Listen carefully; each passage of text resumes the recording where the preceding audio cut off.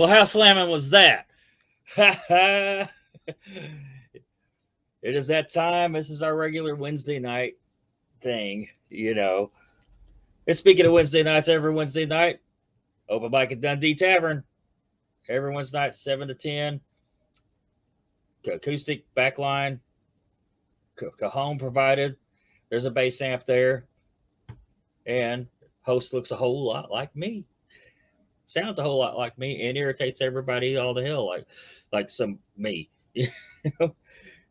Yeah, and Waddy's this weekend. If you're watching during the week here, if you're watching, it's June 3rd, 4th, and 5th, 2022. And we are still covering the bands. I'm going to try to get it. If you haven't noticed, I'm pretty much got an episode every night this week with an artist from Waddystock. Yes, 3938 Waddy Road, Waddy, Kentucky. Waddy Petone exit off 64, and it's just 3 or 4 minutes down Waddy Road, and there'll be an A-frame house with the driveway beside it, and you'll turn left there, and you'll drive back there, and you'll set up your tent or your camper or whatever, or your sleeping bag on the ground, and you will stay all weekend for $20. $20 with camping included, and a gazillion bands. Speaking of, I'll just bring my next guest on. Tell us who you are. Where you're from.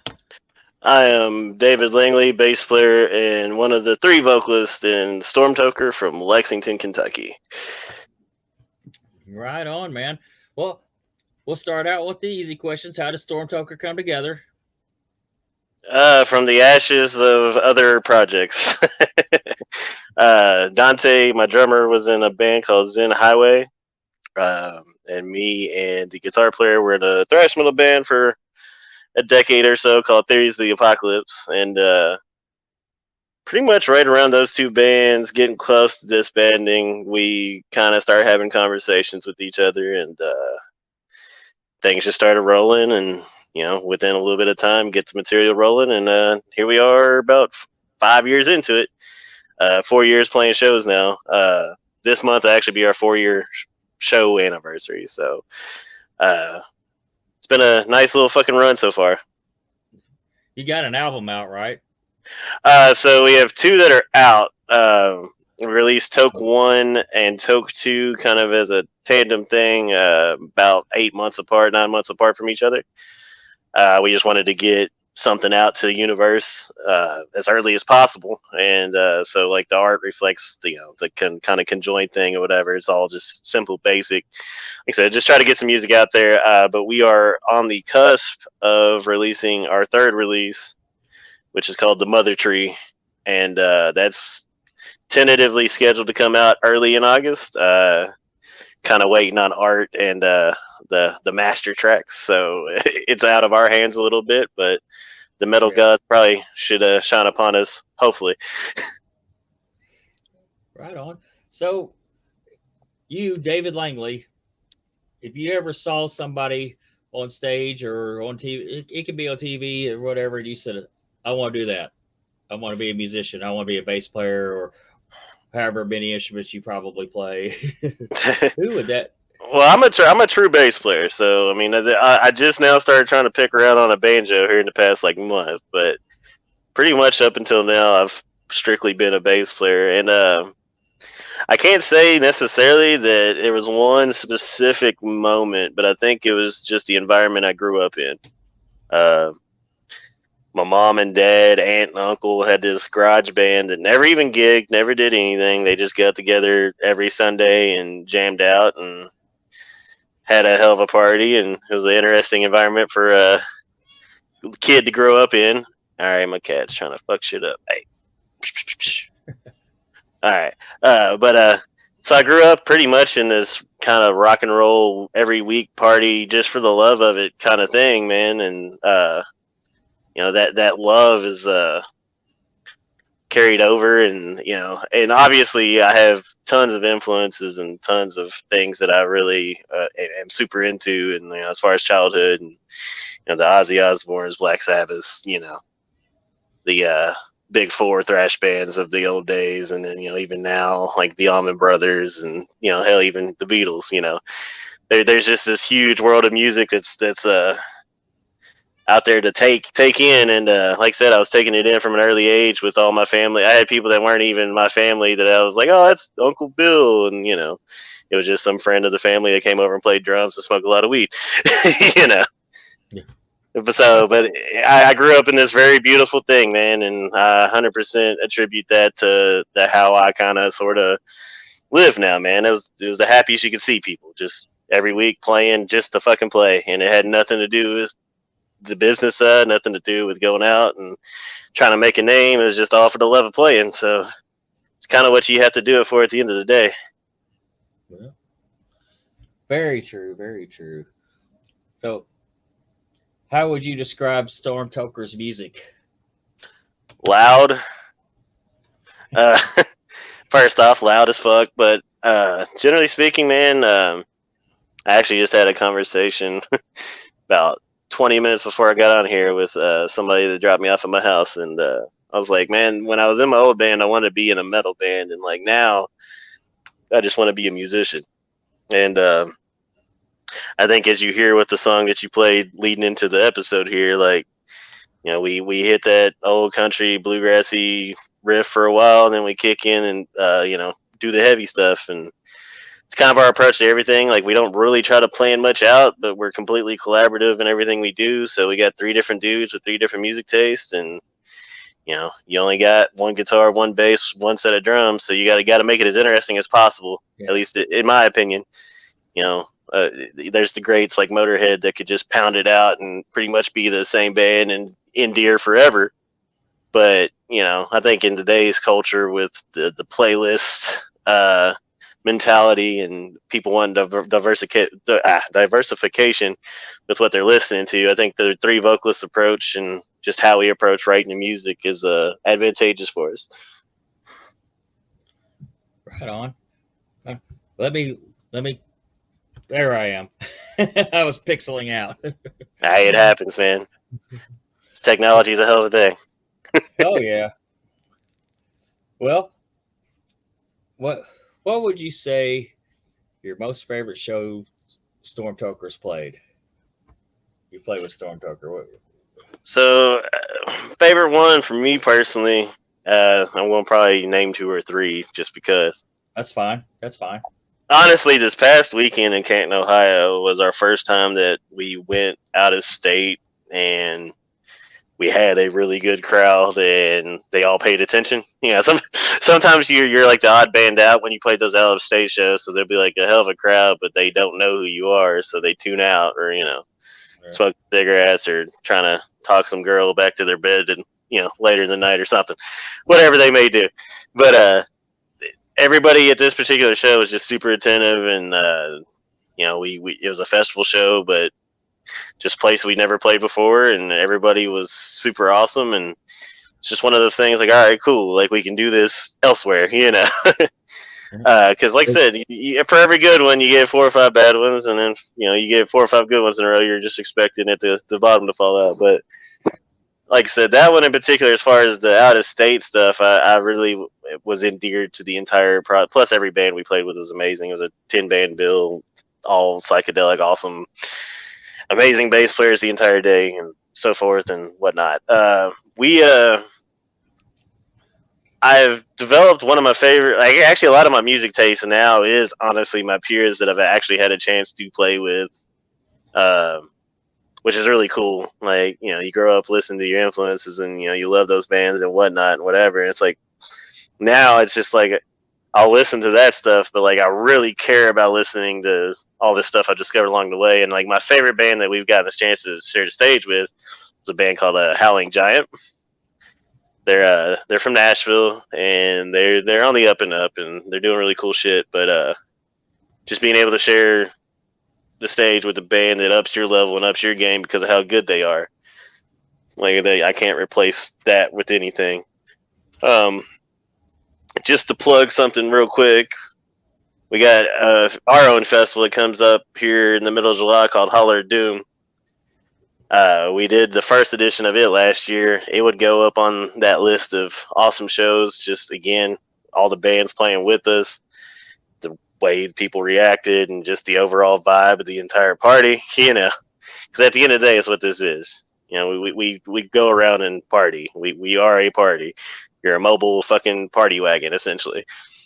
And but so we got Holler Doom 2 coming up July 15th and 16th. Last year we only did a day, but there was, like I said, an entire day of incredible bands. And then I always have to go back to my first show, and the only reason I always have to go back to that is because we packed out this venue, fucking assholes to elbows, and none of my gear wanted to work that night. But funny enough, my dad, who was also a bass player, that was the only show he got to attend. So 6 days later, he unfortunately passed. But the funny thing is my shit's going in and out and whatever, and it's like my dad had one last chance, but God damn it, jackass, try to help me out and get me up and running. So I had that cool memory with that. But that was the very first Stormtoker show. It was the only one he got to go to. So it was fitting that he had to come bail me out of another shitty situation. That's a fantastic story. It might be right up there with one of my favorites, man. Hey, like I said, man, it's a musical journey, and you gotta take every little bit of it in if you're really gonna love it. So the Ohio show, were you at the Buzz Bin by chance? Yeah, yes, that was the Danny Blizzard's Blizzard of Oz Fest at the Buzz Bin, and we got to play outside and just kind of look. That's my next question. Play out back there. Yeah, we getting to look at like the downtown backdrop and like the art that's on that wall back there, and plus there was like people coming out of windows, poking their heads up above the fence, like, "Ooh, what's going on over here?" It's just really fucking cool time, and everybody there was absolute sweetheart. The kind of people you want to encounter on these journeys. Canton is a musical town, man. It's banging. We're learning, and we're fiending to go back. We're going. We got a show also in July. Date eludes me, so follow us. Blah blah blah. But we're playing in Beach City, which is right outside of Canton, at a meadery, the Mac Alpine meadery. We played up there one other time too, but that's one of those shows again. Bunch of people there, but nobody knew who the fuck we were. So just. Yeah, but they don't know you the first time. Yeah. When you come back, there'll be people there back for you too. Well, we're stubborn. We'll keep going back. Yeah, you keep we'll make somebody. Yeah, we'll make somebody care. but I'm telling you, Canton, Buzzbin, awesome. It's just awesome. There, I totally agree with you. It's like. That's probably one of my favorite shows I've played. And it was on like a Thursday night or something, I think it was that time. And it was kind of dead, but it wasn't. There were people there. And I loved the record store. Yeah. So, that's what's crazy for me is like, I've played shows in front of 100 people and you get 3 or 4 people buy merch. You play shows in front of 12 and every last person will buy everything on the table. Like, you never know. And that's why you go fucking play them, Well, here's the counter question. What's your least favorite Stormtoker performance? One of my favorite questions. All right, I got to think of one specifically. You don't have to be one. I would say there was one that wasn't really, it was our fault because I'm a fat fuck, but we'll go from there. We played at a record store in Cincinnati, Everybody's Records, which is an incredible store, and we got the gig kind of last minute. I'm super grateful they gave us a spot and whatever. But the person that brought the PA didn't really know how to work the PA, and then we're learning a PA as soon as we show up, but we show up kind of late because we all worked and trying to get there and set up or whatever. And plus, it's a record store, so it's not like a bar, so they got a kind of a strict time they need to be done. So. We're getting set up and stuff, but I go to shimmy behind my guitar player's cabinet, and my stomach just grazes his cord, and the input jack on the back of the cabinet falls into the fucking amp. And this is right before we need to start playing, and I'm like, son of a bitch, and then been there. so that happens, and then and of course he has all the tools to fix it. Did it right as soon as we got done. took 2 seconds, but in the time that we had, so I mean, he has his little Fender combo amp, but like we're just going into it. He doesn't set the motherfucker on the floor, so it's on like ear level with me, beating my ass the entire time. We only got one of the PA speakers hooked up and going.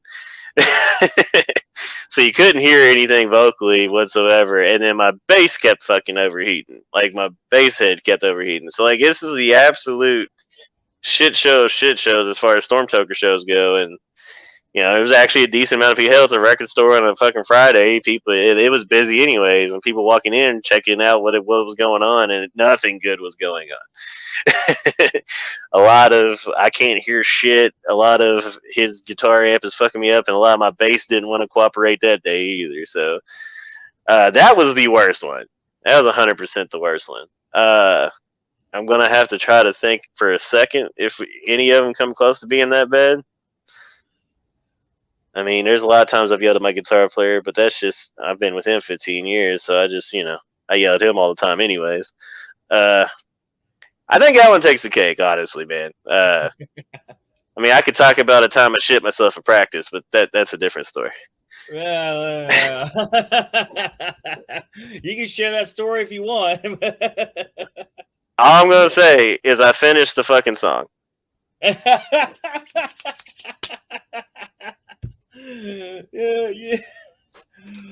What's your favorite song to play live right now? Well, like I said, we're about to put out a new record, so it's kind of a lot of getting that new stuff out there. We have a couple covers that go over really well.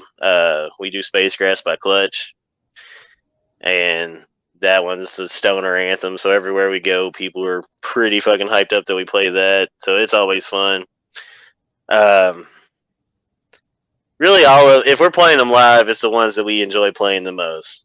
Like, honestly, because at the end of the day, you got to deliver the best show possible, and it's going to come down. Some of it is based off the crowd reactions, obviously, because people want to hear the songs they listen to the most and whatnot. And you got all kinds of data now that you can kind of track that. So, you know what everybody else's favorites are, you know what your favorites are, and you just mix that together. So, like, I would say as far as our whole set. Like I said, I'm as excited to play the new stuff as I am to play the old stuff, just mainly because I know we're going to do the old stuff as close to right as possible. The new stuff, still got a little figuring out to do. Sorry, excuse me, just burped in your ear. But the new stuff, we're at a point where it's like, just need to play it live a few more places and hear it out of place. You know what I mean? Like when you do it in the garage, you do it in the studio. That's all you've heard it. You've heard it great, and then you go out to all these places with different sound guys, and different sound scenarios. You know how that goes. And so, like I said, we got to get used to some of the new stuff, just hearing it in those different environments. But everything we played new this past Saturday was fucking great. So, looking forward to playing more of it this weekend. Which day are you playing at Waddy? I think we settled on that we're going to show up Saturday morning.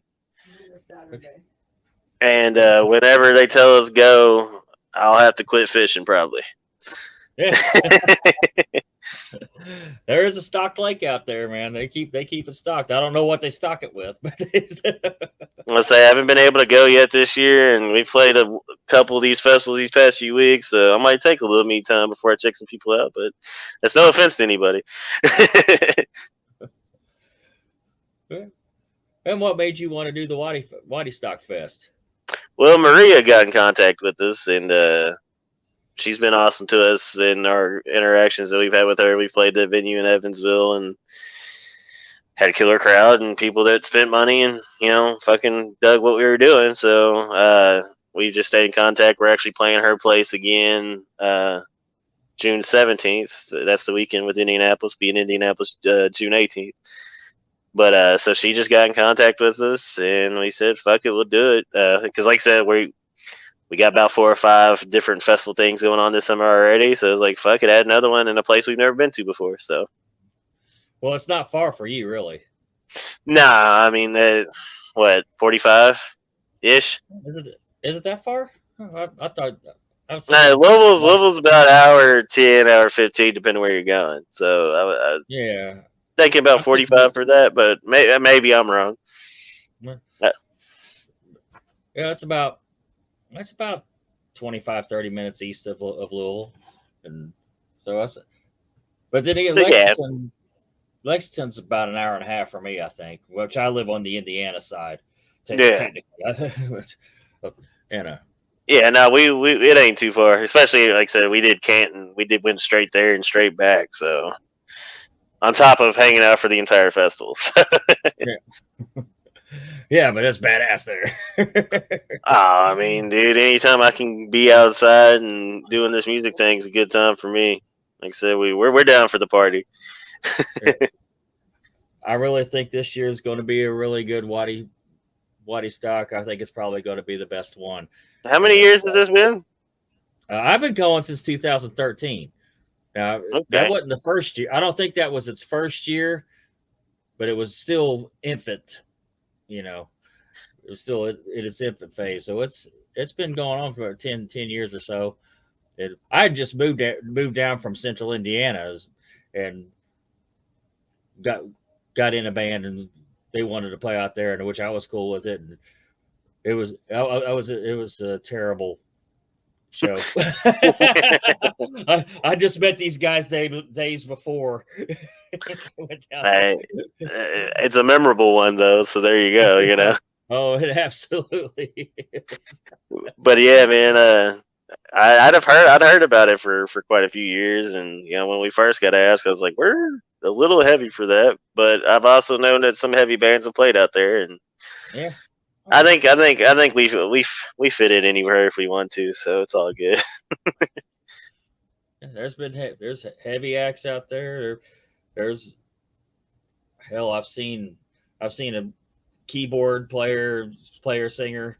You know, I've seen stuff like that too. You know, it's, I, it's like I said, we love being on diverse bills, just because you're gonna get to play in front of people you don't normally get to play in front of. So yeah, you play with all your friends all the time. It's the same people, even if it's 120 people. It's all the same 120 people. There's no growth to be had there. So it's all about getting the new faces. yeah. I hope you bring your people too, man. I want to play in front of your people. We'll fucking try, man. We're hitting it heavy. We're hitting it heavy this summer. We got some big old things that we're promoting going forward. So I don't. We'll get some. I'm sure we'll get some stragglers, but like I said, it's we're kind of last minute on this thing, so we're just trying to push it as best we Right. can. Right on, man. Fucking, we're starting to run out of time. What? Anything you want to add before we wrap it up? I'll say you asked me about that earlier, and I think I plugged damn near everything I needed to plug. Hey, you snuck in a lot. Yeah, I mean you got to. Let's say our next show's next weekend with the Waddystock, or this weekend, sorry. Yeah. And then yeah, I got we got Al's Bar at the end of June, here in Lexington. Guillotine AD from Georgia, so come check out some touring bands there.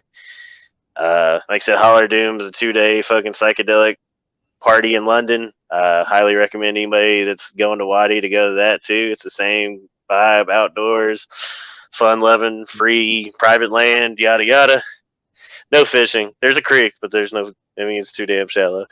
But and then like I said, yeah, we got a lot of other regional state dates coming later in the year in September and October. Gonna do a little run with the band Olm, who's absolutely incredible. So I try to plug as many of my friends here as too. And yeah, I think that's pretty much all I can say. The Mother Tree's coming out early August. Knock on some wood there. It's gonna come out early August if all things go well, and all those announcements and like that will be on the Stormtoker universe of social media. Got a band camp? Got Bandcamp. We're on Spotify. I mean, anything you can find us on, we're on. We got the 2 music videos up on YouTube. We're actually releasing a visual thing for our song Killdozer on Friday. That's from the first album, and it's a fan favorite of ours. So be sure to check that out as well. See, I'm finding more stuff to plug.